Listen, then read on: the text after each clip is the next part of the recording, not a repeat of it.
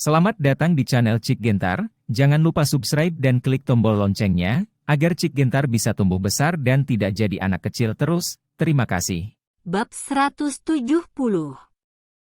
Huhu. Akhirnya aku selesai. Aku sangat lelah. Murong Fang Fei menyeka keringat di dahinya, bergumam, lalu mengeluarkan secangkir teh susu dari bawah meja dan meminumnya. Fang Fei, berapa banyak uang yang bisa kamu hasilkan dari semua kerja keras ini? David tidak tahu nilai dari hadiah dan hadiah itu, jadi dia bertanya pada Murong Fang Fei dengan rasa ingin tahu. Biarkan aku menghitung dulu. Murong Fang Fei menghitung dengan hati-hati, dan kemudian dia bersorak, "Hei, setelah dikurangi bagian platform Dusia kali ini, aku mendapat sekitar 25.000.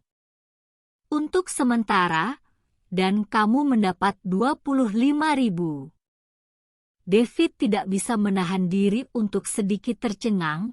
Murong Fang Fei menghasilkan uang terlalu mudah, bukan? Karena dihitung, Murong Fang Fei hanya tampil sekitar 1,5 jam, lalu mendapat penghasilan 25.000 yuan. Dan gaji bulanan David lebih dari 10.000, gaji bulanan Murong Fang Fei lebih dari 2 kali lipat gaji bulanannya. Hei, sekarang kamu tahu betapa baiknya aku. Murong Fang Fei melirik David dengan bangga. Sudah kubilang sebelumnya, gadis ini mampu menghasilkan uang. Benar-benar bagus. David mengangguk, dia mengangguk dan mengakui. Dan kemudian dia mau tidak mau bertanya pada Murong Fang Fei dengan rasa ingin tahu. Fang Fei, penghasilanmu sebagai pembawa berita wanita sangat tinggi. Apakah kamu berencana untuk berkembang di bidang ini di masa depan? Oh, tentu saja tidak. Ini hanya caraku untuk mendapatkan uang saku. Murong Fang Fei menjawab seperti ini. Kamu terlalu melebih-lebihkan. Hanya dalam 1,5 jam, kamu telah mendapatkan 25.000. Apakah ini dianggap uang saku? David bertanya pada Murong Fang Fei dengan ekspresi tertekan. Bagi saya, 25.000 ini memang uang saku. Setelah Murong Fang Fei mengatakan kalimat seperti itu, melihat David menatapnya dengan mata lebar, dia menyadari bahwa dia telah tergelincir. Jadi dia dengan cepat mengubah kata-katanya dan berkata, "Kakak David, aku bercanda denganmu. Tentu saja aku tahu. Aku melakukan ini lebih baik daripada kebanyakan dari kalian. Pendapatan orang yang bekerja lebih tinggi. Tidak lebih tinggi, ini jauh lebih tinggi, setidaknya jauh lebih tinggi daripada milikku." Koreksi David. Oke. Ngomong-ngomong, menurutku penghasilan ini lumayan. Murong Fang Fei menjulurkan lidahnya dan melanjutkan, sebenarnya, penghasilanku hanya bisa dianggap sebagai penghasilan tingkat menengah. Oh, yang teratas mungkin bisa dapatkan berapa? David bertanya padanya dengan rasa ingin tahu. Seorang streamer top berpenghasilan berkali-kali lipat dari saya, dan Nona Timo, yang dikenal sebagai saudara perempuan pertama Dusia, pernah mencetak rekor menghasilkan jutaan dolar dalam siaran langsung. Kata Murong Fang Fei. Tidak mungkin. Menghasilkan jutaan dalam 1 malam. Ini memang berlebihan. David sangat terkejut. Dia juga pernah mendengar tentang ketenaran Nona Timo, tetapi dia hanya tahu bahwa dia pandai menyanyi dan berakting imut, tetapi dia tidak tahu pendapatan sebenarnya. Nona Timo memiliki sebanyak 40 juta penggemar, dan banyak dari mereka adalah penggemar sejatinya. Ketika dia berada di puncaknya, hadiahnya sangat tinggi, dan dia bahkan mencetak rekor hampir 2 juta dalam satu malam. Murong Fang, kata Fei dengan iri. Basis penggemarnya lebih kuat daripada bintang wanita lini pertama di industri hiburan. David tidak bisa menahan diri untuk tidak berseru. Lagi pula, dia berada di industri periklanan, jadi dia secara alami tahu bahwa dengan tingkat lalu lintas penggemar ini, di lingkaran hiburan, dia pasti selebriti peringkat C yang tepat. Tentu saja, Anda harus tahu bahwa lalu lintas Miss Timo sudah lama sebanding dengan aktris populer. Dan sekarang dia memang mulai pindah ke industri hiburan, sering muncul di berbagai TV satelit dan situs video, sangat populer. Ketika Murong Fang Fei mengatakan ini, dia tersenyum dan berkata, "Namun, saya tidak terlalu iri padanya. Lagi pula, saya tidak punya rencana untuk menganggap jangkar jaringan wanita sebagai bisnis utama saya di masa depan." Fang Fei, penghasilan jangkar wanita sangat tinggi, dan sepertinya tidak terlalu mahal. Mengapa kamu tidak menganggapnya sebagai bisnis utamamu? David merasa sangat bingung. Meskipun Murong Fang Fei menyelinap ke Jiangbei, tujuannya adalah mencari pekerjaan yang bagus. Dan pekerjaan pembawa berita wanita online cukup cocok untuk Murong Fang Fei. Lagi pula dia memiliki sebanyak 5 juta penggemar dan memiliki kemampuan yang kuat untuk membawa barang, tetapi dia mengatakan dia tidak ingin menjadikan ini sebagai bisnis utamanya. Mungkinkah dia menyembunyikan sesuatu yang lain? Melihat tatapan bingung David, Murong Fang Fei panik dan dengan cepat menjelaskan, "Kakak David, bukannya aku tidak ingin menjadikan ini bisnis utamaku, tapi kupikir itu mungkin tidak akan bertahan lama." "Oh, kenapa?" David buru-buru bertanya padanya.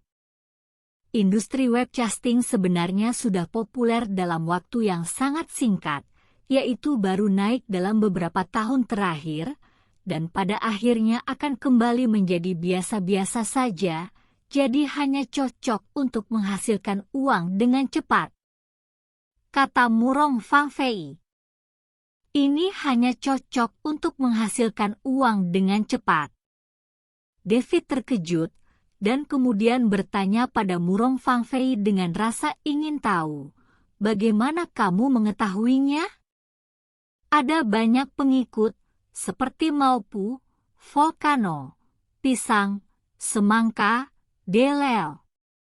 Ngomong-ngomong, berbagai platform video pendek telah mengikuti.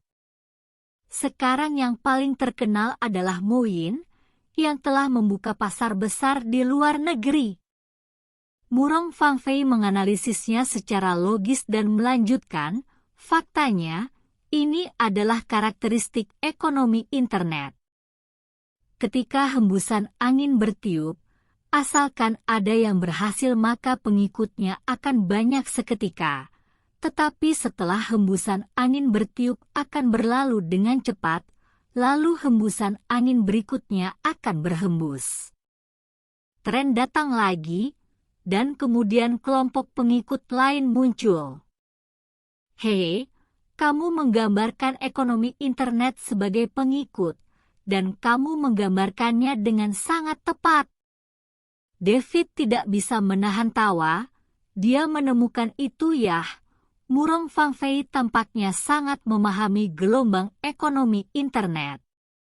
"Hei, jangan lihat gadis ini, meskipun dia masih sangat muda, tapi dia adalah bug internet senior dengan pengalaman lebih dari 10 tahun. Murong Fang Fei berkata dengan bangga. Kamu tidak memainkan hal-hal ini sejak kamu masih muda, kan? David bertanya pada Murong Fangfei dengan rasa ingin tahu. Sekarang, bahkan anak-anak di tahun-tahun awal mereka sudah tahu cara menjelajahi internet dengan smartphone mereka. Saya telah bermain selama lebih dari 10 tahun, dan itu tidak mengejutkan. Murong Fangfei menatap kosong pada David, lalu berkata, "Oke. Apa yang kamu katakan juga benar." David terdiam. Ini memang benar. Murong Fangfei berkata kepada David lagi, "Kakak David, jangan berpikir mudah bagiku untuk mendapatkan uang ini sekarang, dan peralatannya bukan pemborosan uang, tetapi pertunjukan bakat dan kemampuan membawa barang semuanya adalah kerja keras." "Oh, apa yang kamu pikirkan?"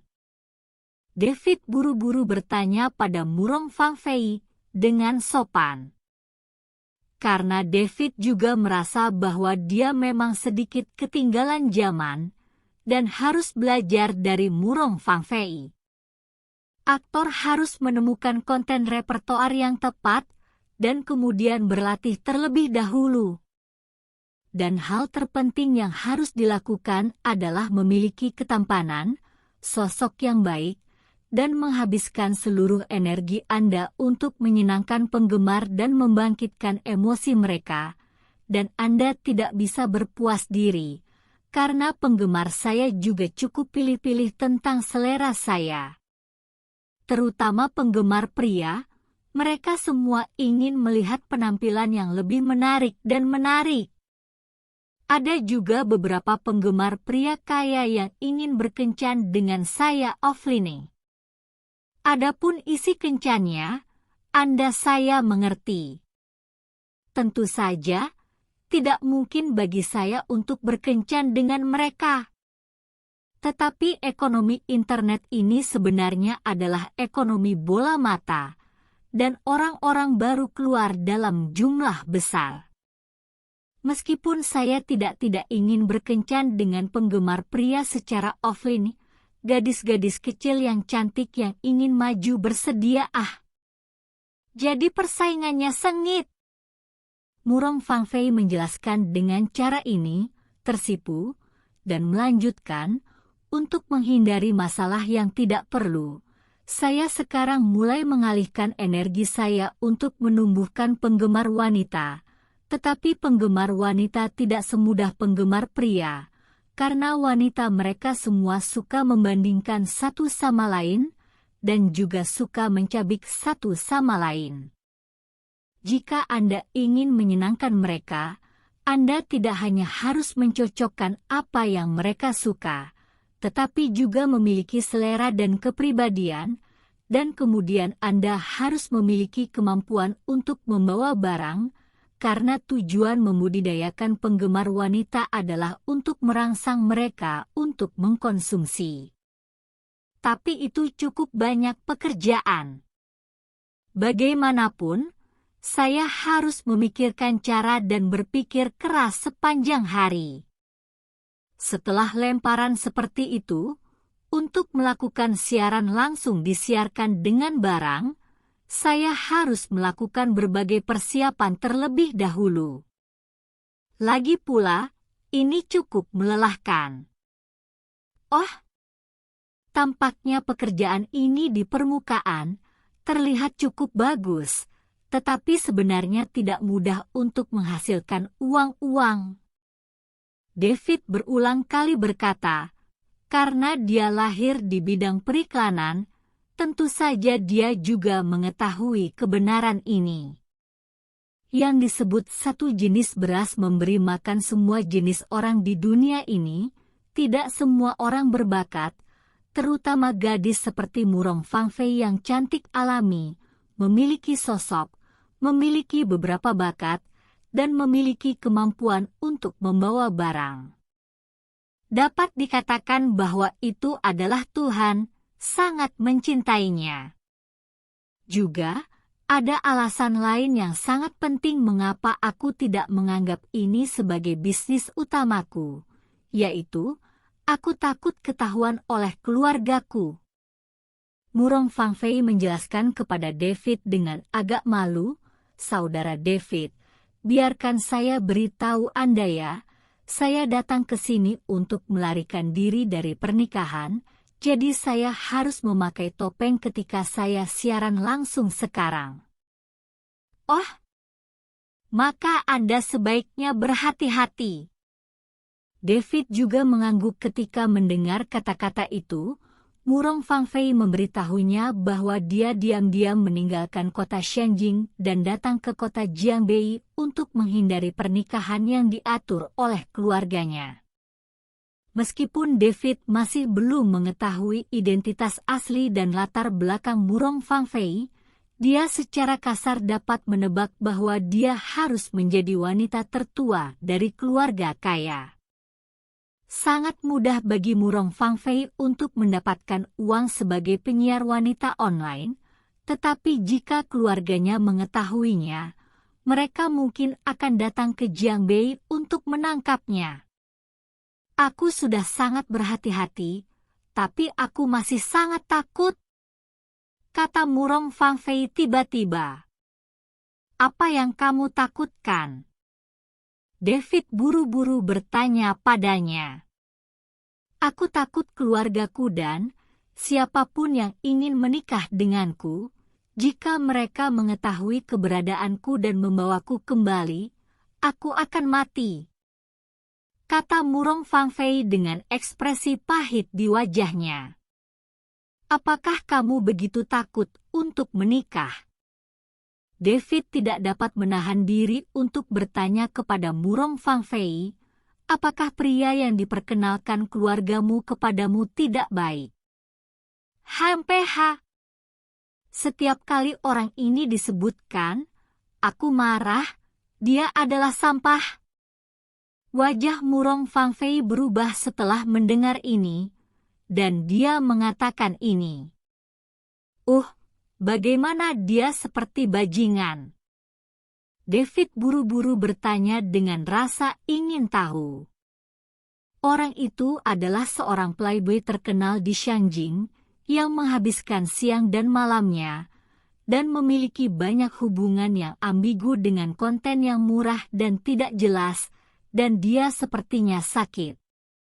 Tapi kondisi keluarganya sangat baik, kaya dan berkuasa. Orang tua saya ingin mendapatkan sumber daya dari keluarganya, jadi mereka memutuskan untuk menikahkan saya dengannya. Tentu saja saya tidak mau, jadi saya tidak punya pilihan selain melarikan diri. Murong Fangfei menjelaskan. Bab 171. Oh, jika kamu menikah dengan pria seperti itu, maka kamu akan sangat sengsara. David menghela nafas. Dia menemukan bahwa pengalaman Murong Fangfei sangat mirip dengan pengalaman Gabil Fred. Mereka dipaksa menikah oleh orang tua mereka tanpa sadar. Perbedaannya adalah Gabil Fred dibawa pergi oleh ayahnya, sedangkan Murong Fangfei menggunakan metode melarikan diri. "Ya, aku juga berpikir aku sengsara," kata Murong Fangfei pelan. David bertanya pada Murong Fangfei lagi, "Fangfei, kamu tidak bisa terus melarikan diri, kan?" "Aku juga tidak ingin melarikan diri. Tapi aku tidak ingin tertangkap kembali dan menikah dengan bajingan itu." Murong Fangfei berkata dengan tertekan, lalu dia bergumam, "Jika mereka ingin menangkapku, aku benar-benar tidak tahu harus berbuat apa." Berbicara tentang ini, Murong Fangfei tiba-tiba bertanya pada David, "Kakak David, jika suatu hari, keluarga atau bajingan itu lari ke Jiangbei datang untuk menangkapku, maukah kau melindungiku?" "Ya, itu tergantung situasinya," kata David. "Bagaimana situasinya?" Murong Fangfei buru-buru bertanya padanya. "Itu hanya sikap mereka, sesuatu."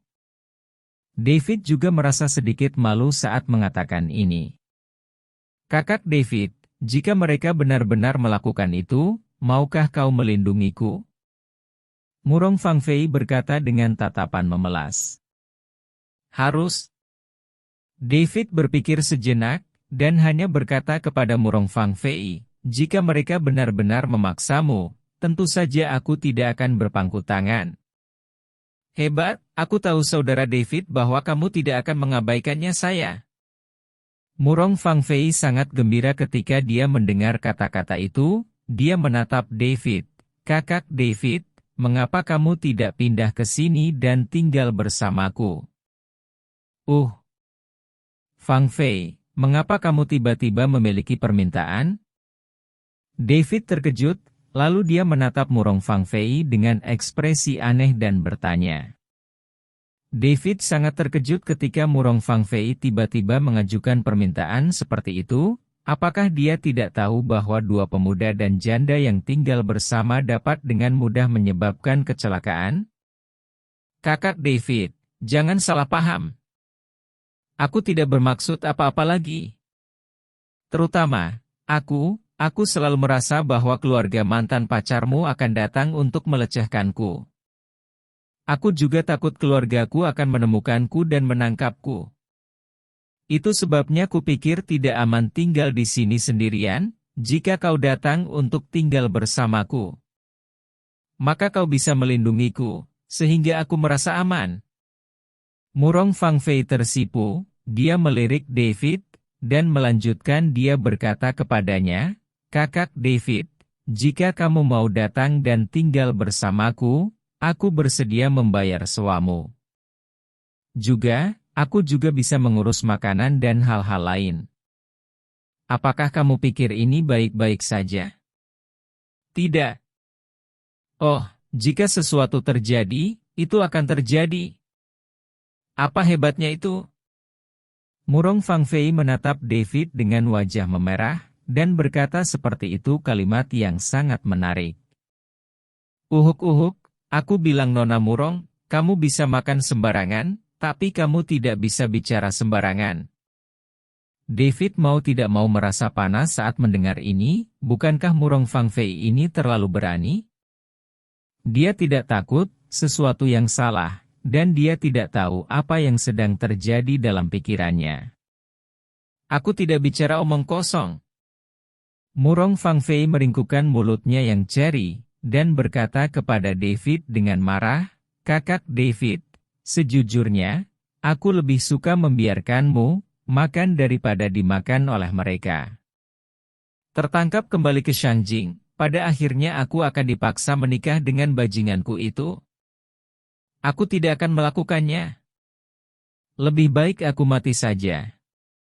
Ahem, kataku Fangfei, jangan terlalu banyak berpikir. Hal-hal yang seharusnya itu tidak akan menjadi terlalu buruk. David tertegun sejenak, dan ingin mengatakan sesuatu, tapi dia terdiam beberapa saat, jadi dia hanya bisa menghibur Murong Fangfei seperti ini. Aku tidak terlalu memikirkannya. Kamu tidak tahu betapa menakutkannya keluargaku. Mereka pasti mencari keberadaanku di seluruh dunia sekarang. Meskipun aku melarikan diri ke Jiangbei secara diam-diam, aku telah hidup dalam ketakutan setiap hari. Kehidupan seperti ini membuatku semakin takut. Murong Fangfei berkata dengan wajah sedih, Kakak David, aku benar-benar tidak ingin menikah dengan bajingan itu. Tapi pernikahan ini sudah diatur oleh orang tua dari kedua belah pihak. Orang tua saya dan saya mengatakan bahwa jika saya tidak menikahi bajingan itu, keluarga mereka akan mempermalukan keluarga Murong kami, dan bahkan membalas dendam pada keluarga Murong. Inisiatif. Saya tidak ingin menerima nasib seperti itu sama sekali pengaturan. Saya tidak ingin menanggung konsekuensi ini untuk mereka, tidak ada cara lain. Saya harus melarikan diri, dan sekarang keluarga Murong dan bajingan itu harus mencari bagi saya di seluruh dunia. Saya sangat takut ditangkap oleh mereka. Murong Fangfei berkata semakin sedih. bahkan rongga matanya menjadi merah. Kakak David, menurutmu apa yang harus aku lakukan? Sengsara. Oh, Fang Fei, jangan terlalu banyak berpikir, itu belum terjadi. Melihat penampilan menyedihkan murong Fang Fei, David menghiburnya seperti ini. Sejujurnya, melihat murong Fang Fei seperti ini, David tiba-tiba memikirkan Gabil Fred lagi. Nasibnya sangat mirip dengan murong Fang Fei. Mereka berdua tidak disengaja, dan pernikahan mereka diatur oleh keluarga mereka. Perbedaannya adalah bahwa Gabil Fred dibawa pergi oleh ayahnya, dan tidak ada berita tentangnya sekarang. Sementara murong Fang Fei melawan takdir dan dengan berani memilih untuk melarikan diri dari pernikahan. Selain itu, David memikirkan masalah bahwa dia pernah demam di kepala, berjanji untuk mendapatkan 500 juta, dan kemudian pergi menemui ayah Gabil Fred. Sebenarnya dia sudah melakukannya. Dalam beberapa hari, dia harus pergi kepada Gabil Fred dan ayahnya. Kakak David, mengapa kamu menghela nafas? Apakah kamu membenciku? Kamu pikir aku merepotkan, jadi kamu tidak ingin menyelamatkanku? Jika aku ditangkap oleh mereka, apakah kamu akan senang? Kamu tidak berperasaan. Wu. Ketika murong Fang Fei melihat David menghela nafas, dia pikir dia tidak menyukainya, jadi dia merasa lebih bersalah. Semakin dia memikirkannya, semakin dia merasa sedih, dan dia tidak bisa membantu tapi meneteskan air mata. Oke. Fang Fei, aku tidak membencimu, aku juga tidak takut masalah. Jangan terlalu khawatir. Jika mereka benar-benar datang untuk menangkapmu, katakan saja padaku dan aku akan membantumu. David cukup katakan ini pada murong Fang Fei. Lagi pula, David merasa pengalaman murong Fang Fei cukup simpatik, karena dia sudah membantunya, dia harus membantunya sampai akhir. Dan David juga merasa bahwa dengan kemampuannya saat ini, dia seharusnya cukup untuk membantu murong Fang Fei, jadi dia setuju. Oh, Saudara David, apakah kamu mengatakan yang sebenarnya? Apakah kamu benar-benar bersedia membantuku? Murong Fang Fei berhenti menangis segera setelah mendengar ini, dan menatap David dengan mata berkaca-kaca. Ya, tentu saja itu benar. David mengangguk, lalu menjawab seperti ini. Bagus sekali. Kakak David, kamu orang yang sangat baik. Murong Fang Fei sangat terkejut ketika dia mendengar kata-kata itu. Bersemangat, dia melemparkan dirinya ke pelukan David, memeluknya erat-erat, dan kemudian mengatupkan mulut Cherry dengan keras. Dia mencium wajahnya dengan keras. Ini. Fang Fei, kamu, jangan seperti ini, rawan kecelakaan. David tidak menyangka bahwa reaksi murong Fang Fei akan begitu kuat, dan dia melemparkan dirinya ke dalam pelukannya. Perasaan itu kehangatan dan giok lembut benar-benar mengasyikkan. Aku tidak peduli, aku hanya senang. Murong Fang Fei tersipu, tapi dia memeluk David lebih erat, dengan sengaja memprovokasi dia dan berkata, Kakak David, jika kamu punya nyali, berikan saja padaku. Lalu apa masalahnya? Bagaimanapun, aku lebih suka memberimu babi guling yang telah aku pelihara selama 20 tahun daripada dirusak oleh bajingan itu. Bermain dengan api. Apakah kamu tidak tahu? Telinga David terasa panas dan dia buru-buru mengingatkan murong Fang Fei lagi bahwa gadis ini memang bermain api, jadi dia benar-benar berpikir dia tidak berani memakannya. Aku tahu aku bermain api. Tapi aku tidak takut. Lagi pula, aku belum pernah melakukan itu. Kudengar itu cukup menarik untuk dilakukan, kenapa kita tidak mencobanya? Murong Fang Fei berkata kepada David seperti ini, dengan itu, saya sama sekali tidak takut untuk memprovokasi dia. Faktanya, sejujurnya, Murong Fang Fei masih memiliki kesan yang baik tentang David di dalam hatinya, dia bahkan sedikit menyukainya, dan dia tersentuh oleh kata-kata David untuk melindungi dirinya sendiri. Dan dorongan fisik. Dan karakter Murong Fang Fei relatif lugas, bahkan bisa dikatakan dia berani bertindak, berani mencintai, bahkan berani bertarung. Kalau tidak, dia tidak akan lolos dari pernikahan dan datang ke Jiangbei. Fang Fei, itu yang kamu katakan. Aku tidak akan sopan padamu. David terstimulasi oleh kata-kata Murong Fang Fei, dan api yang tertekan di dalam hatinya dengan cepat menyala, dan dia bukan lagi seorang pemuda. Terlebih lagi, dia dirinya memiliki bahaya tersembunyi dari 3 denyut yang, dan mampu memiliki hubungan yang sangat ramah dengan seorang wanita dengan tubuh yang lengkap tidak hanya dapat menekan bahaya tersembunyi ini, tetapi juga sangat meningkatkan kultivasinya.